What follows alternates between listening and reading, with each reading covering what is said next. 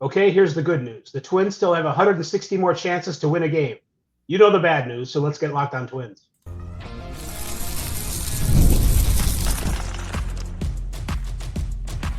You are Locked On Twins, your daily Minnesota Twins podcast. Part of the Locked On Podcast Network, your team every day.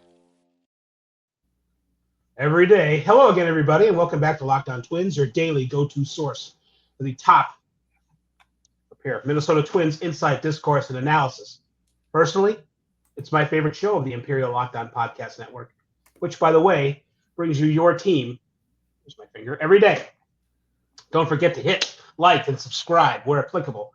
I'm Dave Brown, an MLB writer since 1998, when the Twins started 11-16. You see, it could be worse. I'm also a BBWA member and a Hall of Fame voter.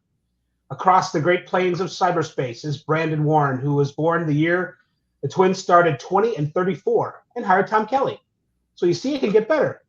Brandon was a Twins fan who became a Twins writer, and now he's both, and that's all we can say about it at this moment. On the podcast today, Joe Ryan pitched okay. The Twins bullpen was not the best in the league, and they're 0-2 in Fredbird Town. We'll look at a couple other items, a couple other times the Twins started 0-something, or the dislike, actually. Mickey Gasper, I tell you what, he started more than 0-2. He was 0 for 20 in his career, most of it with the Red Sox last year, until he had an infield single in the top of the 8th inning Saturday. His mustache hustled all the way to first. His parents, who I believe have been to every single one of his games, I think, could finally exhale, and Dad cried too. One tear, a single tear. You get one tear! His dad also might be Sal Fasano. Yeah. And it wouldn't be a day that ends in Y without another Twins injury. Nobody on the big league roster, unless there's something wrong with Jorge Alcala. More on that later. But Emmanuel Rodriguez, or Manrod, as he probably would prefer to be referred to, jammed his thumb, again. Different thumb this time. Is he all thumbs? We will check. However, some important breaking news. Today's episode is brought to you by Gametime. Download the Gametime app, create an account, and use code LOCKEDONMLB. LOCKEDONMLB for $20 off your first purchase. That's a pretty good deal for tickets. All right, Brandon. They're 0-2. It's not fun. Not a fun start. They're not going to panic, although maybe they should. I saw a stat today. Pete Mackey's Burner on Twitter. It's a reputable source. I didn't look it up to see if it's true, but this is what he says. They're first in the MLB. He said the MLB. No. First of all, I just noticed that. The Twins are first in MLB at average exit velocity, 3.8 miles an hour ahead of second place. This was as of 4 hours ago. So if there's a late game, items might have shifted. They are way ahead in exit velocity and 29th in BABIP, batting average on balls in play, which tells me that they're really unlucky so far in Cardinal Town. So that actually made me feel better. Two things made me feel better today, Brandon. One, the Guardians lost. Made me feel a lot better. Actually, it prevented me from feeling worse, to be specific. And the Twins have this thing going where they're hitting the ball hard, but it's not finding grass, at least where someone can't get to it and throw them out. All better now? I mean, if you told me the Twins would allow 10 runs in the first two games combined, I would have expected that they won one of those games. Is that unreasonable? And also, too, with the new role that I'm doing with Twins TV, I actually found the note that they had pop up on the screen that Correa had 3 ground ball outs at 100 miles per hour or faster. And technically, 2 of those were double play grounders. So there's actually 5 outs for the price of 3. But yeah, earning that salary so far, isn't he? Yeah, exactly. The way that the Twins have been hitting the ball versus the Cardinals making plays, over the long haul, it probably favors the Twins, but it just so happens that over the 2 games, it's favored the home team. And if we know anything from watching the Twins the last year or so, is anytime something can go against the Twins, it's probably going to. And I think that it's taken a few of those negative paths to get the Twins to 0-2, but that's right where we're at. It's not the end of the world. Bailey Right. Ober pitches tomorrow. Who pitches for Cardinals? Do you know? I have to look it up. Palante, is it Oh, Andre? Palante. Yeah. Who, I mean, numbers look okay over his career at times, but nothing you have to get too concerned about. I mean, the Twins faced the best that they got. the Alec and whatever Baldwin, but they didn't see whatever. They didn't see Stephen Baldwin coming around the corner. So yeah. No, I'm trying to think of a good Baldwin. Who's no, I mean like a non-Baldwin brother. Someone with the last name Baldwin who's good. Like James Baldwin, who won 12 games. The author, not the pitcher necessarily. Back when James Baldwin, the writer, the social historian from the 60s, really good. I mean, I don't know why you're watching or listening to this podcast. Go listen to some James Baldwin. But again, not the guy that pitched for the White Sox. Or Twins. Twins too. Really? I just remember wasn't Scott Ruffcorn a Twin? Was Scott? Nope. But very briefly, Baldwin was either in the system or maybe in the big leagues. But he won like 12 games back when I cared about pitcher wins. The big, I thought the big play in the game was when, was it Arenado hit Alcala on the shoulder? Oh, yeah. Arenado, by the way, I saw Enosaurus, the Enosaurus, if you're my wife, thinks that he might be back, like based on, I think it was spring training, bat speed and that sort of thing. And obviously the homer on opening day, a player of his age turning that fast of a pitch around, granted against Jacks, you're probably hunting and looking for one pitch. But it sounds like he might be a popular candidate for people saying bounce back. You know, the Twins on a couple of times, Corey called him future Hall of Famer Nolan Arenado in that first game. And I don't really have an issue with that, but I also was kind of like, do we really think of him as a foregone conclusion Hall of Famer? Yes, it was Arenado. So they said he doubled to third, and it was an 0-2 fastball he hit. Oh, another 0-2 fastball. Yeah. That was, well, it wasn't a great, the Jacks home run, it was almost not a strike, although it was over the plate vertically. Pretty good. It was not on the edge. It was not on the corner like that. It was still impressive that he turned it around. I think he threw it about as hard as he hit. It was like 98 versus 98, the Jacks. And it was tip your cap. Alcala, I think, probably could have made a better pitch. I mean, Jacks could have probably made a better pitch, but Alcala really could have made a better pitch. Anyway, Rocco said after the game, the ball hit Alcala in the shoulder. And the funniest thing, I mean, it's not funny, really, but Carlos Correa, it then had a chance to field it and maybe throw him out at first. So he's going to do it one-handed for expediency's sake, to have a chance to do it. The ball goes through his legs like he's a windmill on a putt-putt course, and then it turned into a double. Yep. It was the most Twinsy thing I've seen in a long time. The Twins used to have really good luck in the Piranha days, where they were more like the Cardinals. Now the Guardians were on the other side of this one. Yes, for sure. Yeah, and so that was a big moment, because then Lou Varland came in eventually. I don't remember exactly, and the bases were loaded.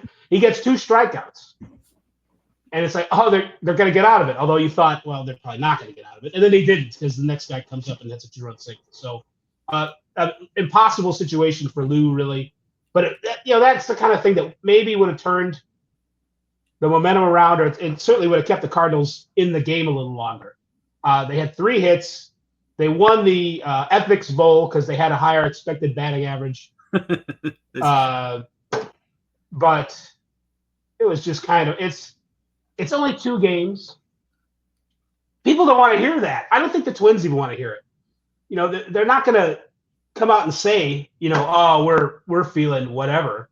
But they probably could use a win tomorrow against Andre Palante, which sounds more like a goalie than a pitcher.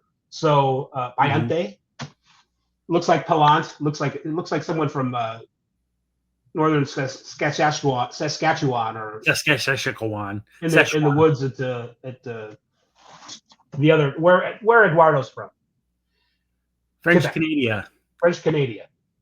All right, speaking of French Canada, let's take our first break. Probably not speaking of French. And then we'll talk more about the Twins, which is what everybody wants to do. Pardon your French Canada. Ah. Well, we got to give some love, easy for me to say, to Gametime. There's nothing better than catching an MLB game live. Something you'll have an opportunity to do when the Twins come back around this way. They'll be on the south side coming up here after it's the baddest part of town. And yeah. If you go down there, you better just beware of a man. We don't want to get into any sort of issues here, but the Twins will be on the south side, and then they'll be coming home. If you want to catch a Twins game live, Gametime is the place to be. The crack of the bat, the roar of the crowd, and the smell of ballpark food. If you're looking to go last minute, Gametime makes getting tickets easier than ever. They got last minute deals, all in pricing. I talk about that feature all the time, and the lowest price guarantee. Gametime takes the stress out of buying MLB tickets. Plus, tickets, their price drops as the Gametime gets closer, meaning you can score an incredible deal. And again, that all-in pricing, you toggle that button, and you know from the beginning of when you select your tickets to the end of the transaction what you're in for.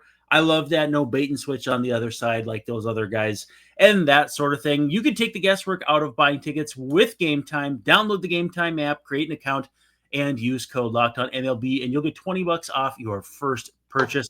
Terms do apply, but again, create an account and use code LOCKEDONMLB, and you'll get $20 off. Download Gametime today. Last minute tickets, lowest price guaranteed. Dave, it reminded me of the line, the crack of the bat, the roar of the crowd, and the smell of ballpark food. Mm-hmm. These are the things fans hate the most. There's like a that's the best tweet ever. That actually is the best tweet ever. It reminds me of those, the cranky ex-players who want everyone to know how much better the game used to be. I love that. That's a drill tweet. Yep. Yeah. It's the things that make baseball fans the most angry or something like that. The crack of the bat, the smell of the grass, the things that baseball fans hate the most. I don't know if that's it verbatim, but it's pretty close. And what, so I know I keep kind of belaboring the point that I've been working on the broadcasts, but learning to do the job on the fly, I've had a lot of I'm like deep in thought, which is still like the shallow end of the pool. But watching the game and trying to unpack like statistical insights that I don't even have, I'm not really looking at Twitter. I think I tweeted 3 times total the last 2 games. And sometimes I do that in a plate appearance before. And it's been just so much better for my mental well-being to not see all the people complaining in game. And even after the game, there's a lot of people mad that Rocco had the audacity to take Joe Ryan out after 81 pitches and 5 innings. And I just thought that was preposterous. But again, it was. You could see in spring training, if you noticed in spring training, his workload. I mean, and I don't know how many people actually pay attention to that, honestly. And that's not but if you're going to comment on it, maybe you should have watched spring training. And he did have a little bit of a stop and a start early in spring training. And we talked about it coming off his shoulder thing. It wasn't a pain discomfort issue. He wasn't throwing the ball right. So he had to do a mental start over. Not like a dead arm period, but similar, probably reset. Yeah. It wasn't a dead arm, but it was I'm not throwing it right. And what's wrong here? So he needed to have a couple days for that. And he wasn't throwing 100 pitches in his last couple starts. He was kind of building up there and kind of got sort of near it, maybe 90, I don't know, at the end, if that many. So he wasn't going to go any more than that. And I think Rocco even said after the game, which we wouldn't know unless we watched Rocco or heard from Ryan, he felt a little gassed, or at least that was Rocco's impression of Ryan. So that's fine. Hey, the Twins have the best bullpen in the league. 81 pitches in 5 innings is not a low total. That's more than 6 No. per inning. Like that's like I was thinking maybe he'll go out there for one more if he's got juice, but they were making him work. I mean, the Cardinals, this is not a one-team series. The Cardinals are playing two. They're not playing bad at all. So they certainly deserve to. I mean, despite the Ethics Bowl loss, and they it was deserve to win these games. Fine. 4, 5, and 6 coming up. I mean, you could second guess that, but you'd be a moron basically. Like it was 4, 5, 6. It's not the that Twins. The bullpen wasn't great. Joe Ryan didn't go deep into the game, but they didn't hit. That is the thing, That's the key takeaway. And the thing also, as we said about Pete Mackey's burner, they are hitting the ball harder than any other team in the league, and they're not finding. It's bad luck. Again, nobody likes to hear that. Well, but. Yeah, and people will say, oh, you're caping for them. You're making something up. It's like, no, it's not like to let them off the hook or not hold them accountable. It's just a matter of stating what has happened and why, for many reasons, not the least of which it's only been 2 games.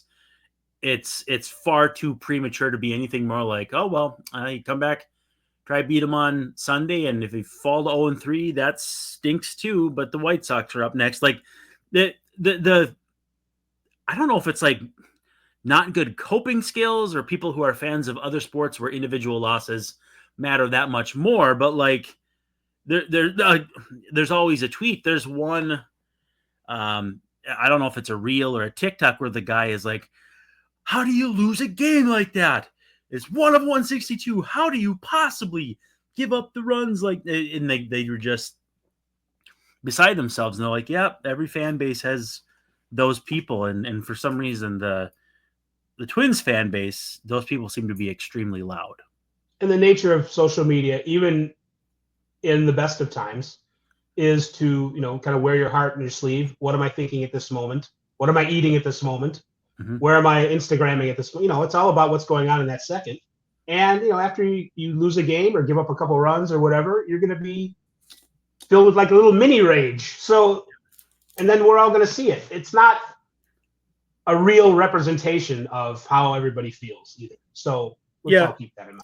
I just think, though, like it does go to show that maybe we don't truly understand the nature of this sport we're this committed to.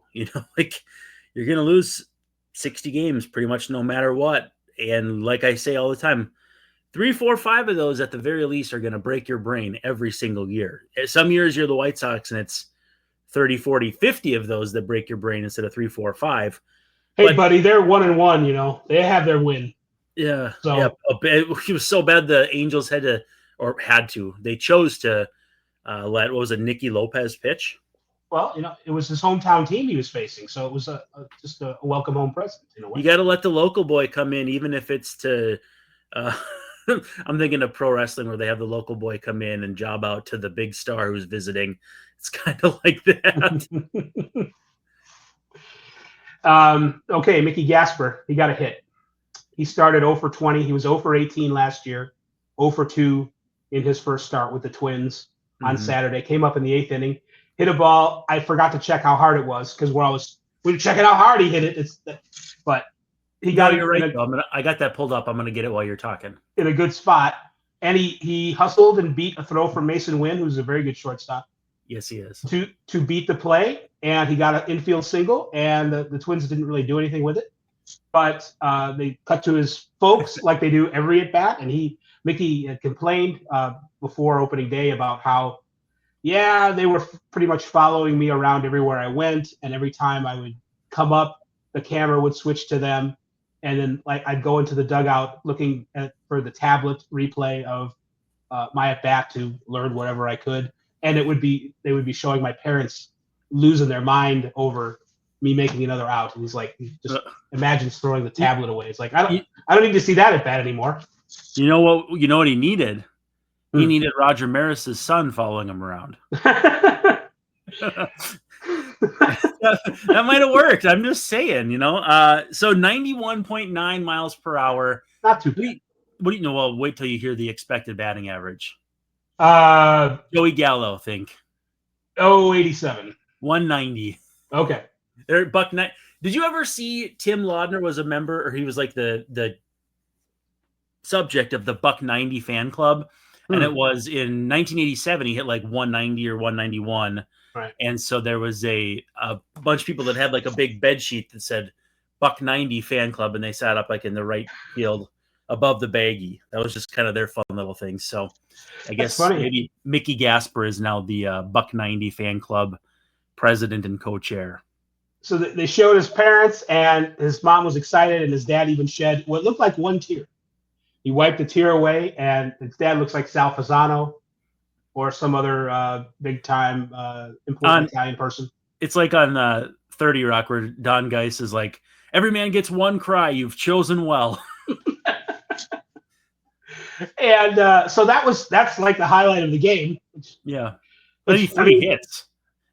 A direct contrast to opening night for the Saints, by the way, which we haven't and may still not talk about, who scored 11 runs on opening day. And they were, 9 for 20 with runners in scoring position and still stranded 12 runners. Like, they absolutely polluted the bases with St. Paul Saints. You probably haven't seen The Untouchables, the movie with Kevin Costner. Of course not. Let me tell you about it. This is like talking to my wife right now.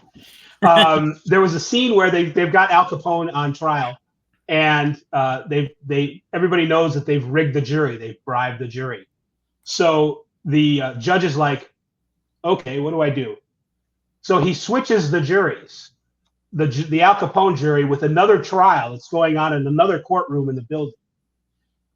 Should we switch the Saints with the Twins and just see what happens for the next game?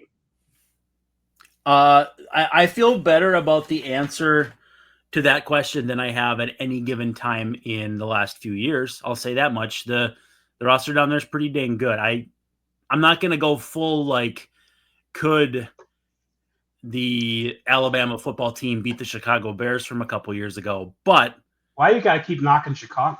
I don't know. Anyway, let's take this last break before we forget. And we got to give some love to PrizePicks. Baseball season is in full swing. I see what they did there. And there's not in some places it's not. Yeah. Well, it's in half swing with the Twins, but it's still a strike. No better way to get in on the action, though, than with PrizePicks, the best place for daily fantasy sports. With PrizePicks, you just pick more or less on a minimum of 2 statistical player projections. And if you're right, you can win up to 1,000 times your cash. It's all about those multipliers and your risk tolerance. But strikeouts, RBIs, first inning runs, PrizePicks keeps every single game exciting. And there's really no shortage of options. You really got to just check it for yourself. This week, pick an Aaron Judge for more than 1 home run and Shohei Ohtani for more than 1 stolen base. But I tell you what, those could hit pretty easily.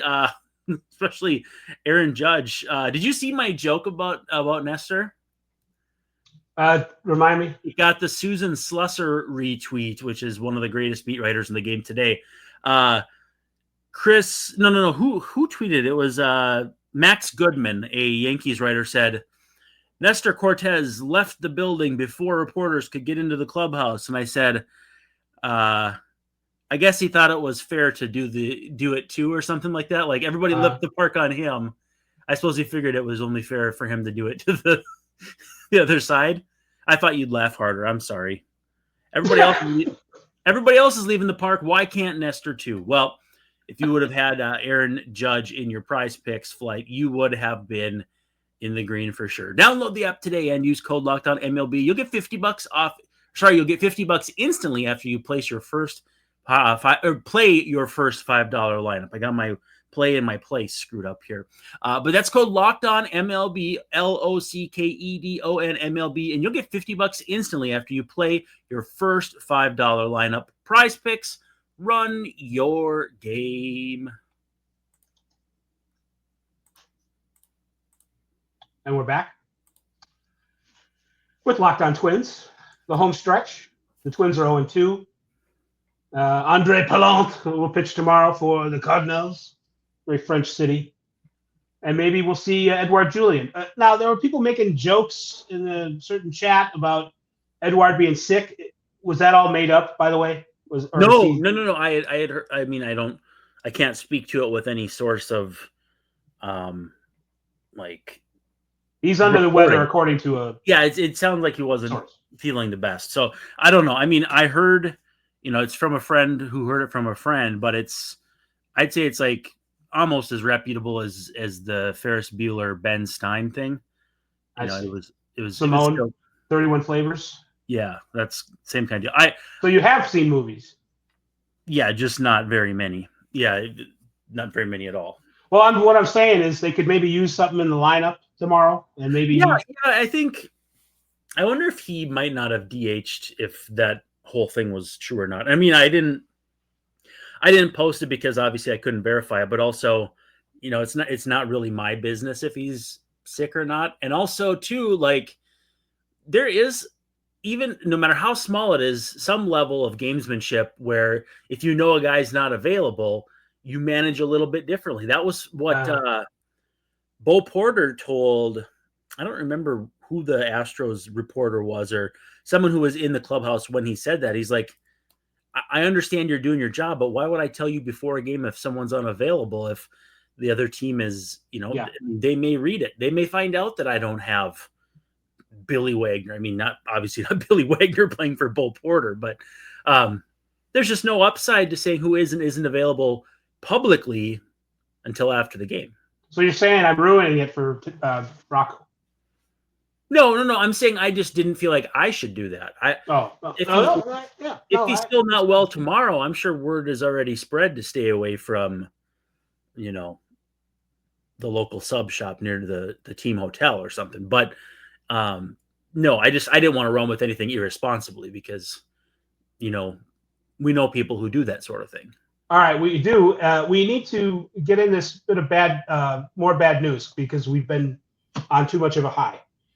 Emmanuel Rodriguez down in St. Paul jammed his thumb. I don't know the circumstances. Maybe you do. I know Theo Tollefson reported. It sounded like it just kind of came up randomly. A friend of the show, Theo Tollefson, who does the postcast sometimes with Luke Inman, had reported it. I think it was something that was maybe not a big deal last night, and then you wake up in the morning and I almost started singing the Saved by the Bell theme song. You wake up in the morning and your alarm gives out a warning. You don't think you'll ever make it on time. But no, your body overnight when you're healing, you might stiffen up and you feel worse the next day. It's a common thing that we've all felt, whether it be physical or, So we're saying maybe Manrod slept on his thumb funny. Yeah, or maybe that sizzling double he hit, he just jammed it just right where the next day it felt a little worse. And to be scratched from the lineup, we don't know if it's just it's early in the season and really not trying to push this guy, especially someone who's dealt with some stuff, or if it was more along the lines of like, all right, let's do this because if it gets any worse, he's going on the IL. There's layers to this of things we don't know that we're not going to jump to that conclusion. And then the game gets postponed on top of it all, so they don't even play. So another reason why with inclement weather, let's say they did play and the field was wet or there were delays or whatever, and there's some uncertainty. It was freezing. So you don't want to mess with that. It was pouring rain at my house. I live about a half hour from CHS Field, and it's literally 32 degrees as we're recording. So, I mean, what's a field going to be like in those conditions? You don't want to have him out there. I think it's my thought is, and again, like you'll have people who want you to be mad no matter what, just because you have outrage. My thought is like, yeah, there's a pretty good chance it was, listen, let's not risk him getting hurt in the second game. And so it's a minor thumb thing, but it could have been much worse if he would have heard it on slippery field or something like that. All of that is absolutely true and integral to telling the entire story of what's going on. However, when you hear Emmanuel Rodriguez hurt his thumb and isn't playing today, I understand because I had kind of the same reaction. I'm like, oh no, not again. Yeah. What is going on? Is he all thumbs? That was sort of a joke. It's kind of a conditioned response to Royce Lewis and lower body. It's not to that level yet, just by sheer fact of him being on the radar less time than Lewis. He's just, it's a here we go again Pavlovian response. Right. All right. We're going to wrap up this episode of Locked On Twins. We want you to know, we want to thank you for making Locked On Twins your first listen today, or your second listen. Check out the Locked On MLB season previews. Every contender, every division, everything you need to know. And just because the season started, I know what you're thinking. It's still only a couple games, so the preview is still valid. That's not invalid. Find all 6 episodes on Locked On MLB on YouTube or wherever you listen to podcasts. And in our feed a few shows ago, we had a really fun AL Central episode that was entitled, of course, Why the Twins Won't Win. Doggone it, Mr. Bentley. Why did you do that? I don't know. Look what happened. So, hey, season previews still are valid. Go listen to them, read them, whatever you do with them, consume. Mm-hmm. For Brandon Warren, I'm Dave Brown, wishing you all a very pleasant good evening, saying that we at Locked On Twins will Alexei Casilla tomorrow night.